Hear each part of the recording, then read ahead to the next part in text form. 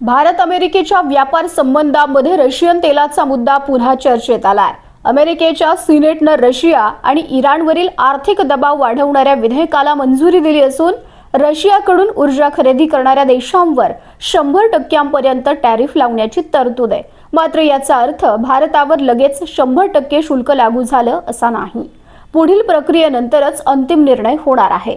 भारतासाठी हा मुद्दा महत्त्वाचा आहे, कारण गेल्या काही वर्षात भारताने रशियाकडून मोठ्या प्रमाणात स्वस्त कच्चं तेल खरेदी केलंय।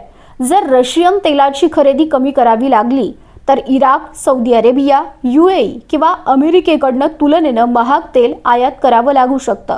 याचा परिणाम पेट्रोल, डिझेल, वाहतूक खर्च आणि महागाईवर होण्याची शक्यता आहे। दुसरीकडे अमेरिकेने मोठा टॅरिफ लावल्यास भारताच्या अमेरिकेला होणाऱ्या निर्यातीवरही परिणाम होऊ शकतो। मात्र अंतिम परिणाम अमेरिकेचा टॅरिफ किती लागू होतो, विधेयकाचं कायद्यात रूपांतर होतं का आणि भारताची पुढील भूमिका काय असते यावर अवलंबून असेल।